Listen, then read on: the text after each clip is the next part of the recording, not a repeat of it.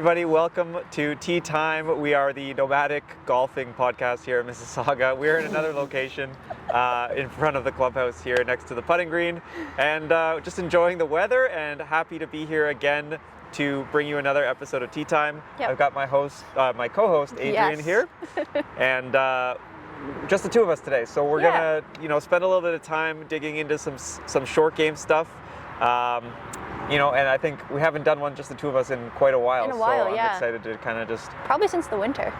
Yeah. When we were one getting of the early ready. ones indoors, right? Yeah. So we've had some amazing guests, and we are so grateful to all of them. Of course. But it is also nice just to chat with you, and we can dig into some more technical stuff, I think, on the teaching and coaching, especially when it comes to short game. Yeah, I think, we learned a lot in Kentucky with Joe Mayo about VSP. Different ways to hit different shots and how to control them around the greens, and I think you want to dive into some bunker play too. Yeah. Okay. Yeah. So why don't we start with the chip shot, right? Like when to use it, how to set up for it, what you've kind of ingrained in your own teaching style in terms of helping someone with their game. And I'm all for it. I'm here to listen and take notes as well. Okay. So stop me if I kind of get off in the weeds here. But, no, you're good. With most of my students, if you can teach them how to hit a low shot and a kind of like a medium to high shot, then like from there they can, you can adjust things and go from there. But like if you can master two shots around the greens, it's going to cover off like 90% of what you would need in a game, right? There's pretty rare times where you really need like the full-on flop shot, or like the super low, like the tie spinner, or like any of these crazy shots. There's so many cool shots you can hit around the greens. For sure. But really with my students, I'm trying to get them to learn a basic chip and a basic pitch. Right. Okay, so for those who don't know, a basic chip shot is a shot that kind of goes low. It's going to carry, maximum maybe a third of the distance of the shot, and then it's going to release and roll to the hole. So we want it just getting on the green and rolling like a putt, right? And then a pitch shot is going to go higher. It's going to have a little bit more spin. It's going to land, maybe bounce once or twice, and then hopefully stop. Right. So we would use that shot in a scenario where we have to cover a little bit more rough or fairway before we get to the green. Or the pin is closer to the edge of the green and we need to stop the ball faster. Right. That makes sense. I think there's a common question with my students. I know for sure there's always that question of, what club should I use? When should I hit the specific shots? Should I hit a bump and run? Should I do this? But I think specific club is really the big question. Whether it's something like a 60, 56, do I just take an 8-iron and just bump and run it? Or, right. So most of the juniors I teach love their 60-degree wedge, right? Like, for sure. I think it's just a product of the times, right? Like a lot of juniors are using their 60. What I say to most people is like use one club and get really good with it.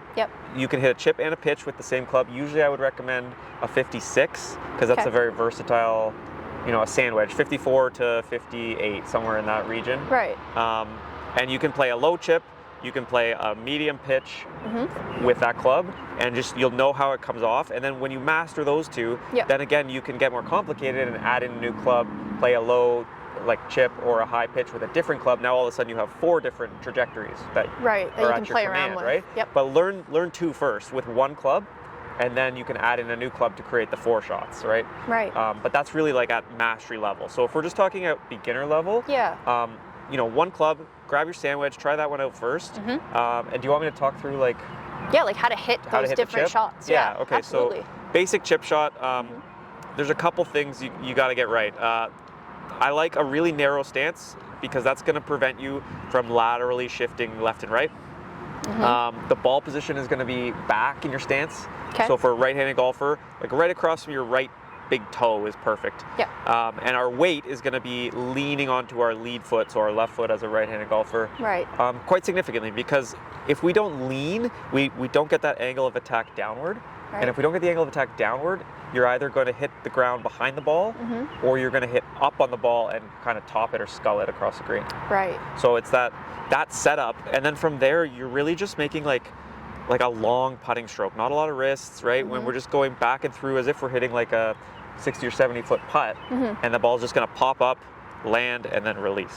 It's like a super simple action. Try not to get like too complicated with like, taking the club outside or inside or doing anything weird with your swing. Just like just kind of straight back, rock straight back through. and through. Keep your weight on your on your lead side the whole time. Yeah. Make sure we're not shifting our weight back and forth. And then you should, have a pretty easy time just brushing the grass. You'll collect the golf ball with the club and it'll pop up and then roll to the hole. That was a lot, really fast. That's okay. Sorry. I mean, we can always replay it if we need to, but can you just kind of, I don't know if there's like a myth around it, but when people do take a divot and people say, yeah, like I was too steep, or, I just dug at it with my hands, is that actually true?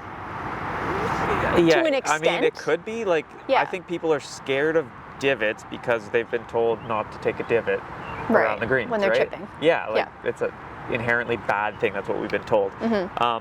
A divot is fine as long as it's after you strike the ball, right? Obviously, there's a limit. We don't want to be smashing down on a little chip shot, but if you're going to make a mistake, I'd rather hit too much down than not enough down, because too much down, you're still going to collect the ball. It's still going to go. It's going to go, and then you might have a little bit of trouble post contact with the turf interaction or whatever. Sure. But yeah, we're starting to see a shift in short game teaching now, where people aren't scared about steepness anymore. Yeah. Because, and this is something Joe Mayo preaches, right? Yeah, it's his thing. Who that is, give him a follow on Instagram. But this is his thing. There's a difference between steepness and low point, right? Correct. And the depth of your divot, right?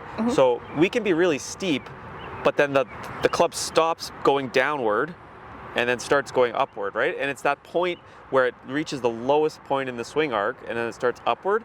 If you have that low point behind the golf ball, it doesn't matter how steep you are, you're gonna chunk it, right? Right. And it doesn't matter how shallow you are. You might, if you're super shallow with a low point behind the ball, you might be able to skid it into the ball and get a half decent shot, but it's only gonna be so good. It's just gonna be, it's like patchwork, right? You're not, long term it's not going to work, right? If you're sliding into the golf ball like that with a low point behind the ball. Right. So it's all about controlling your low point, and again, we do that by getting the ball position back, getting our weight on our left foot, and not shifting. And not shifting your weight around, right? And that all creates, the club going down and striking the ground in front of the golf ball or on the target side of the golf ball. Right? Correct. So that's a huge misconception, is I can't be steep. I can't be steep. It's well, you can be steep. Just make sure your when low you are point steep, is... your low point's in the right spot. Exactly. Yeah. Awesome. And then what about a chip, or not a chip, a pitch shot? How would you teach that? And we said that the main difference was that it's going to carry a little bit higher and hopefully land a little bit softer. Yeah. So again, assuming you're using the same club, let's pretend we're using a sand wedge. Yep. The ball position's going to come more middle, middle forward, I like to say. So kind of, if you think of it like you're playing a long, a 4-iron or a hybrid, that type of ball position. But again, we're still pretty narrow with the stance. Yep. And if you want to hit it even a little higher, you can turn that club face a little open. Sure. Or you could play it square. It's just depending how high you want. Right. And then from there, the major difference with the swing is that the swing's going to be longer. Yep. Because we have more loft. And so we have to add in a little bit more rotation. As opposed to the chip where you're kind of keeping all your weight left. Forward. Now we're kind of turning back, turning through, almost like a mini version of our full swing. Gotcha. So if you do move laterally, even more so with the sand wedge, the turf interaction will be even more. And that's when do you find more with the pitch shot that if there is a miss, it's more of that, stuck behind the golf ball, flub up in the air, as opposed to a chip where you can kind of get away with it more? Yeah, I think the biggest mistake I see when pitching is people just using their arms and they don't rotate onto their front side. They're right? just trying to pick it up. They just kind of swing their arms at it. Yeah. And there's no connection with the body. Yeah. And that creates that's problematic for, again, low point, right? Yeah. Because if the arms swing by too fast, the club will be traveling upward into the ball. Or if you do get lucky and kind of slip the club under the ball, you're just gonna have too much loft. Right, so it's just going to go super high, and you can't control the distance that way, right? Right. So the way we control distance is a consistent dynamic loft, so the loft of the club at impact, right, and a consistent tempo and swing length, right? So if you're just using your arms and you're not connecting to your body on these pitch shots, then it's so impossible to have a consistent dynamic loft. Right. Right. So that's, I don't know if that answered your question, but No, it does. It's it definitely sheds some light on it. I think it'll be more helpful for members to understand that you just need to be more connected with your swing, especially on the pitch shots.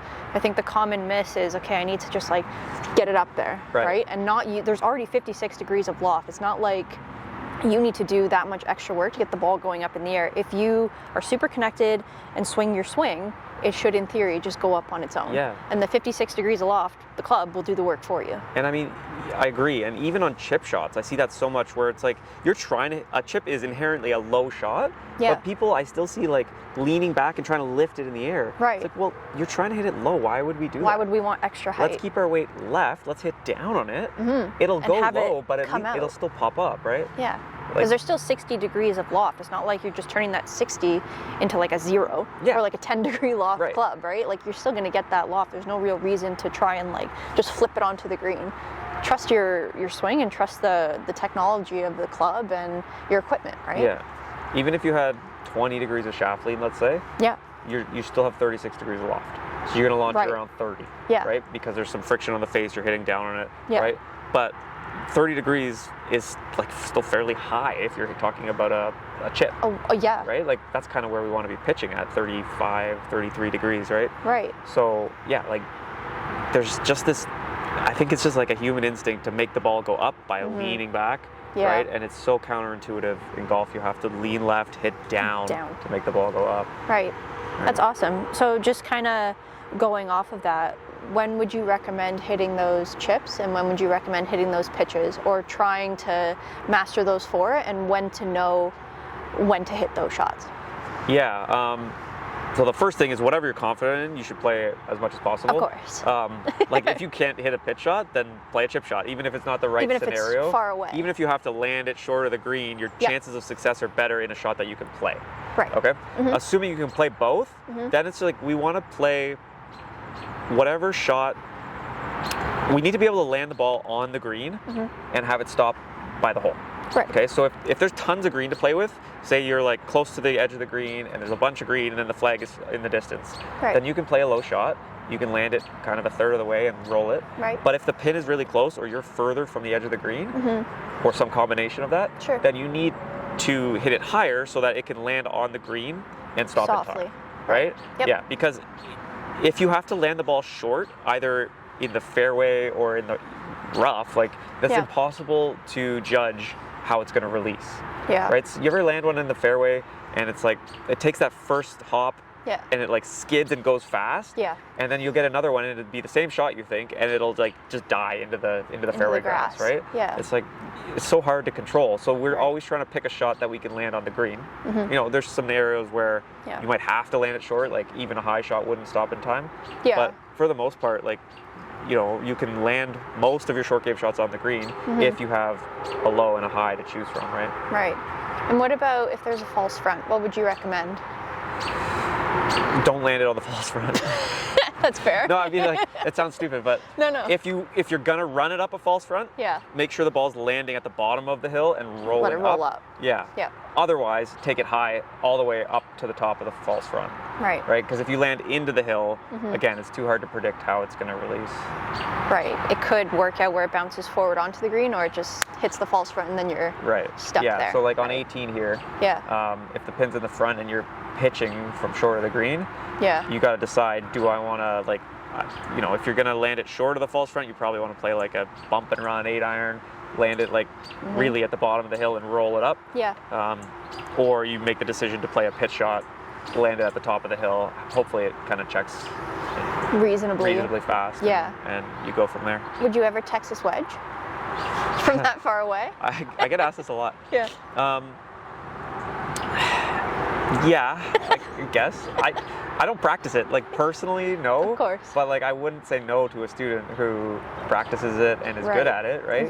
It's, again, it comes back to confidence. Like, whatever you think you can pull off in the moment. Sure. Like, you're playing for $5 and there's a little pressure. It's like, go with whatever you think will work best, right? Yeah, of course. But I'm always like students will go over to the chipping green and I'd be like, what would you hit from here? And they'd be like, putter. And I'm like, okay, well, like, maybe there's a better option. Let's hold on a second. Yeah. Let's try other things. I just want to give people as many options as they can have. Right? Like, So if you have that, like I said, those 2 shots, a chip and a pitch, now you have a putter and 8 iron. Those are pretty simple. Yep. Right? And then maybe you throw in like a nice lobby shot, or like, you know, that Rory McIlroy mid spinner that he hits, right, with the face wide open. Yeah. What was that, at the Ryder Cup, I think? Yeah. Where he hit that nasty shot off the downslope. And then it just went. It like skidded twice and stopped. And then stopped. Yeah. On a dime. Like, that would be nice to have. It's a nice option. For sure. But like, again, most of us don't have that. I feel like it's pretty tricky. Yeah. Out of the caliber that we have, like the 4 shots, I feel like that would be one of the trickier ones for sure. Yeah. Do you want to just briefly talk about bunker play? I think that's probably one of the trickier shots as well. I mean, people get in sand and they're like, well, here we go, right? Yeah, it can be intimidating, right? For sure. Especially here, like our bunkers are deep. Yeah. So yeah, I give a lot of bunker lessons here. For sure. So, you know, for most people, it's just like getting in there with some confidence and being confident enough to make a not a full swing, but like a fairly fast swing. Right. And knowing they're not going to blade it out. Correct. Right? Because that's like, I see a lot of like, you know, timid swings. Yeah. And you dig like into it with people and they're like, well, I'm scared to go long. It's like, but if you swing so slow, even a good shot won't get out, right? Exactly. So you're kind of setting yourself up for failure either way. Right. So yeah, like how I go about bunkers, you know, with good players or beginners is just kind of get them into a baseline where we make some normal swings, like not trying to do anything fancy with their swing. Yeah. And I just try to set them up in a way that will make sure they hit the sand first. Right. Right? So for me, that's just like dig their feet in, get them wider with their stance, and maybe a little more squatted down.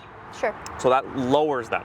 Okay, and then unless you have like absolutely world-class hand-eye coordination, you're probably going to hit the sand before the ball because you're just so much lower than the ball at that point. For sure. Right? So then from there, I just tell them, okay, make some full swings, and then we just see where they hit the sand, whether it's too close to the ball or too far from the ball, too much behind the ball, right? Yeah. And then we can adjust their setup from there. But like, I really, really, really, as much as possible, try to not change anyone's swing. I just tell them make a normal wedge swing. Sure. Right? Like, and oftentimes I'll ask a question like, you know, if you're using a sand wedge, if you hit this off the grass, how far would you hit it normally? And they'll say like, you know, 80 yards or whatever, right? Sure. And I say, okay, so I want you to try to hit this club 80 yards. Right. Out of the sand. Yeah. Except the only difference is they're going to hit a bit of sand first, and they may hit it like 40 yards, and I'll say, okay, let's hit it 70 in your mind. Sure. And they'll make a 70-yard swing, and they'll hit the sand first, and the ball will go 20 yards perfectly on the green, right? Yeah. But it's just a way to keep it super simple for people, so they're not getting bogged down in like technical swing thoughts. Yeah. Because like, you go on YouTube, and if you're on YouTube watching this, listen to me, not everyone else on YouTube. Yeah. But like, you can find all kinds of stuff that says like, you know, open the face, hood the face, swing it across, open your stance, like, and none of them are wrong, but like, as a base bunker shot, like just a simple let's get it out bunker shot, I would rather just keep it as simple as possible. Right. Right, which is like, you know, square stance, square face, dig your feet in, sit down a little bit, and then just make a swing. Right? Right. And then if you do all that and you're still not getting the results you want, then you need to adjust other things in your setup to either hit closer to the ball or further from the ball, depending on your miss, right? Right. So that's super helpful. I think when I jump in there with a couple students, if we're trying to figure out where they're hitting the sand first, essentially, I'll just set up the golf ball and then I would draw a line in behind. Yeah. And then their goal, I always ask first, like, where do you think you want to hit? And you know, you get mixed answers. Well, we want to hit behind to get the sand going. And I'm like, okay, fair. Or past the line, like a regular full swing shot. And then eventually they figure out we want to hit on the line, so the sand is being struck first and the sand is lifting the ball out of the bunker, right? But I think you make a really good point of just keeping it super simple, because when I was a kid, I was always taught, you're going to open the face, you're going to dig your feet in so you get lower to the ground, but because you're swinging across the golf ball to get that extra loft or that extra height, you're going to turn your body left and then you're going to finish this way, right? Yeah. So sand is already hard enough, golf is already hard enough. So I really agree with getting in the sand and treating it like a regular chip shot, or not a chip shot, like a pitch shot, and just like a regular swing. Yeah. Just to get it up and going. Yeah. And you made me think of something. If you do want to like open the face to create some more spin or height, sure. I think when people do that, they see that club face and it points way right. Yeah. But you know, you don't have to aim your body as far left to counter it as you think. because the reason, and I'm not sure a lot of people know this, is when you're sitting down, your hands are a lot lower than they normally would be. So the lie of your club is a lot more shallow, right? So the toe's a lot more up, the heel's a lot more down, which orients the face more to the left. So although the face looks right because of how open the loft is, you've counterset that already almost entirely by just like having your hands lower. Right? So like, yeah, I get a little nervous when I see people with a wide open face and then the feet wide open to the left, right? Because then their swing is inevitably really across the ball, and to make it go anywhere, you need a ton of speed at that, right? For sure. So especially if you're a slower swing speed player, just square up your stance. Even if you want to open the face, keep the stance pretty square so that the energy is still behind the ball and you get the distance that you need. Right? Because you make a 60 degree into a 75 degree and then you cut across it, and you need so much energy. Speed. Right. Yeah. So again, like, just back to the point of keeping it simple. Right? If you want to hit those high spinny shots, do it, but like, do it a little bit. Don't do it like to this crazy extent. Yeah. Like you see, you know, crazy good guys on tour who are like wide open with the face, wide open with their feet. But they can also swing 120 miles an hour. Right? And they're also practicing those shots on the regular, right? Like, it's not just, you know, they're getting in there with square feet and a square swing. They have to adapt because the bunkers are, you know, different everywhere they go, right? And they're going to have to adapt to the different lies and all that other stuff to hit a good shot and have a good outcome. So what about like, do you have like a go-to bunker shot that are you pretty simple like when you're playing yourself, or? I personally like to aim a little bit left. I like to open my stance up because I do like to see like the high spin to have it come out and land soft. But then I also have the problem with that of, okay, like I don't know how big of a swing to take, how far am I trying to go? I'm just trying to like hit the sand as hard as I can to get it like up and out fast. Sometimes it works, but other times I hit the shot well, but it goes over. And now I'm stuck. And then next time I'll try going, you know, more square and a square club face, and then I don't get enough sand. So it's just how I've been playing for so many years. It's always open face, open setup, and it just works for me, and I just adapt to it. But would I teach it in that way? Sometimes, depending on the golfer. Like if they do have the swing speed for it and they're more comfortable that way, having an open stance, then sure. But if someone who's just starting out, I'll probably just square them off. Keep it simple and just, hey, if you're out of the sand, without throwing it out of the sand or just saying I forget it, like that's a win, and that's a good goal to kind of start with. So the other thing we didn't talk about for sand, but also pitching and chipping, is bounce of the wedge. I get a lot of questions about bounce, like what is bounce, how much bounce do I need? You want to just touch on that a little bit? Bounce is the angle of the leading edge to the ground, essentially, and it'll be different for every wedge. And I know different manufacturers have different bounces, different grinds, and you play Titleist wedges yourself, correct?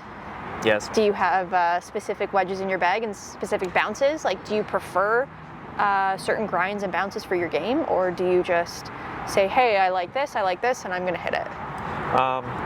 Like I have a high bounce. So, sorry, just to finish your point. Yes. The greater the angle, the higher the bounce, right?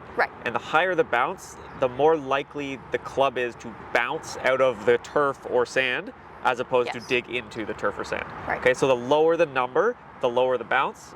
That means the club wants to dig and potentially get stuck, versus the higher the number, it wants to skid or bounce off of the ground.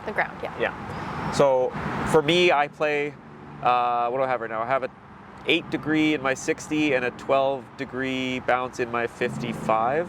I guess it's 13 degrees in my 55. So like I usually recommend people have like one higher and one lower bounce wedge, depending on turf conditions. You know, a lot of pros will change them up week to week depending where they're playing. Like if you're playing in Scotland in August, like you need low bounce, right? For sure. That turf is hard and firm, and so the club already wants to bounce off it. So you need a club that digs more. If you're playing in North America in May, it's going to be wet. Like at the PGA Championship, that starts, by the time this airs, probably it's already over. But the PGA Championship was very wet. So the players will all be using kind of higher bounce wedges to keep from digging into the turf too much. Same with the sand. Like you're looking at more bounce if it's super fluffy sand. Yep. And if it's wet or compact sand, then you're going to use lower bounce so you can dig under the ball, basically. Right. Yeah. So something to think about when you get fit for clubs and... Yeah, for wedges. Yeah. When there's so many options and you kind of have so many things to think about. But would you say that it also depends on how the person swings the club? Like, what if they're naturally more of like a digger or a sweeper? Yeah, or more neutral? For sure. Yeah. If you're a digger, then just all the bounce you can get, right? Yeah, for sure. So you don't dig any more into the ground. And same if you're a sweeper, you probably don't want that 14-degree bounce because then you're going to bounce up into the ball a lot, right? Yeah.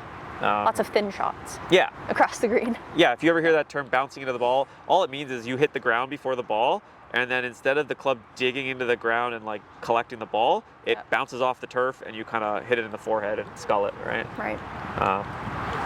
So yeah, figuring out the bounce based on the turf conditions, but also your tendencies. Your swings. If you're pretty neutral, then you can probably do the one high, one low, and just pick the bounce you want depending on where you are on the golf course, right? Yeah, of course. Yeah. Awesome.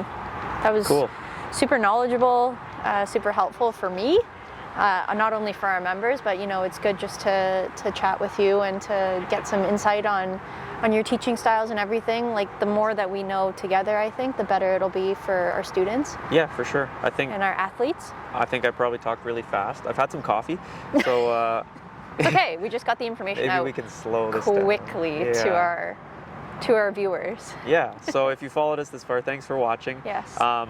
We are always happy to talk about short game or any other golf coaching topic. If there's anything you heard today that you didn't understand or you want me to elaborate on, just reach out. I'm happy to have a conversation or meet you out on the putting green and we can talk about some short game shots. Yep. See you all next time. Thank you.